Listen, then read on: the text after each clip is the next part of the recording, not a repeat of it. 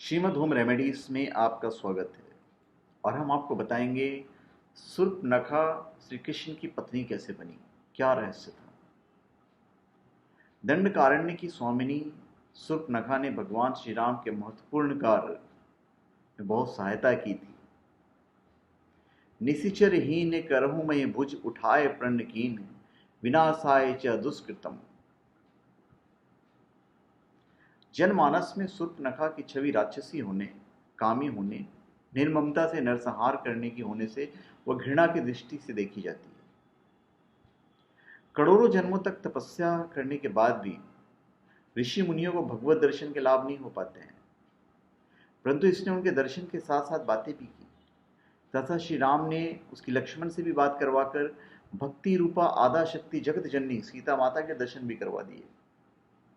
एक जिज्ञासा बनी रहती है कि आखिर शूर्पणखा ने ऐसा कौन सा पुण्य किया होगा जिससे उसे यह सौभाग्य प्राप्त हुआ। मनीषी व ज्ञानी जन हमेशा इसका चिंतन किया करते हैं। तो चलिए हम आपको उसके पूर्व जन्म का वृत्तांत बताते हैं। पूर्व जन्म में शूर्पणखा इंद्रलोक की नयनतारा नामक अप्सरा थी। उर्वशी, रंभा, मेनका, पुंजिकस्थला आदि प्रमुख अप्सराओं में इसकी गिनती थी। एक बार इंद्र के दरबार में अप्सराओं का नृत्य चल रहा था। उस समय यह नयनतारा नृत्य करते समय भ्रूण संचालन अर्थात आंखों से इशारा भी कर रही थी।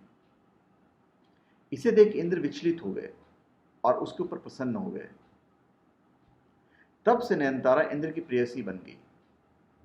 तत्कालीन समय में पृथ्वी पर एक वज्र नामक एक ऋषि घोर तपस्या कर रहे थे। तब नयनतारा पर प्रसन्न होने के कारण ऋषि की तपस्या भंग करने हेतु इंद्र ने इसे ही पृथ्वी पर भेजा।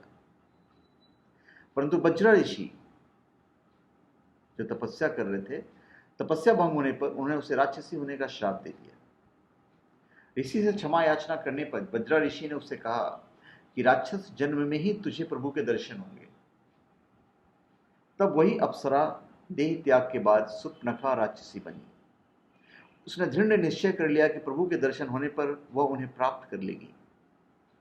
वही नयनतारा वाला मोहक रूप बनाकर ही शूर्पणखा श्री राम प्रभु के पास गई।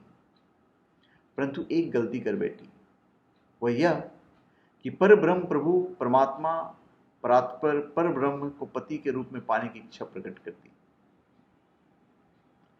तुम सम पुरुष नमो सम नारी, यह संजोग विधि रचा विचारी। मम अनुरूप पुरुष जगमाही, देखा हूं खोज लोक तिहुनाही।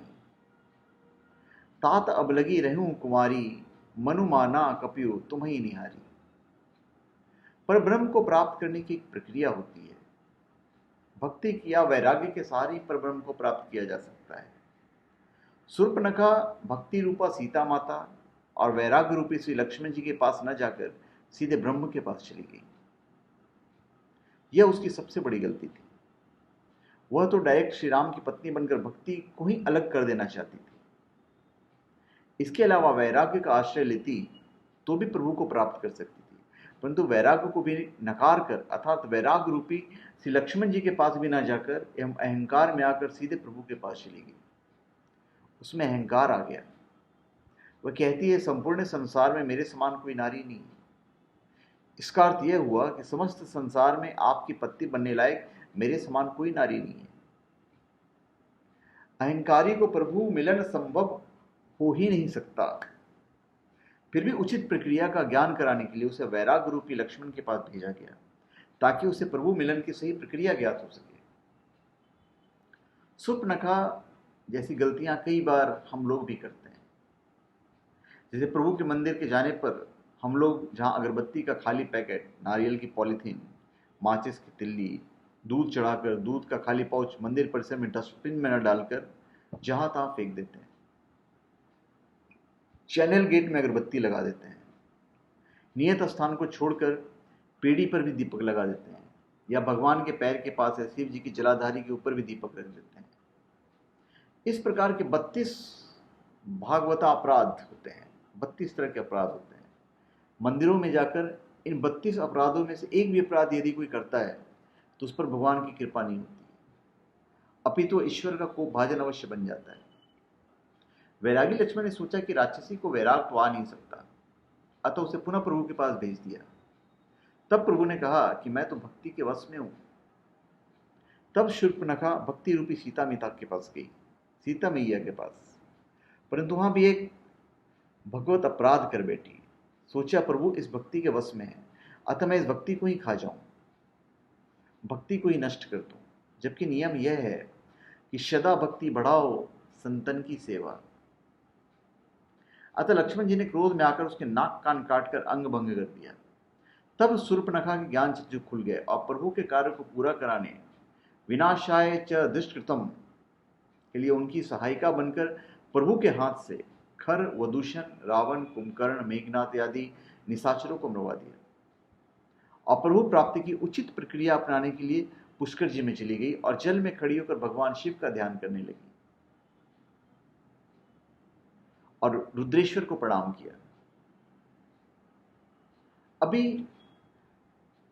श्री कृष्ण की पत्नी का जहां तक सवाल है, 10,000 वर्ष बाद भगवान शिव ने शूर्पणखा को दर्शन दिए और वर प्रदान किया कि 28वें द्वापर युग में जब श्री राम कृष्ण अवतार लेंगे, तब कुब्जा के रूप में कृष्ण से पति सुख की प्राप्ति होगी। तब श्री कृष्ण तुम्हारी कुबड़ ठीक करेंगे, वही नयनतारा अप्सरा का मनमोहक रूप प्रदान करेंगे। तो धन्यवाद। आप हमारे चैनल पर सब्सक्राइब करें और अपने कमेंट दीजिए। धन्यवाद।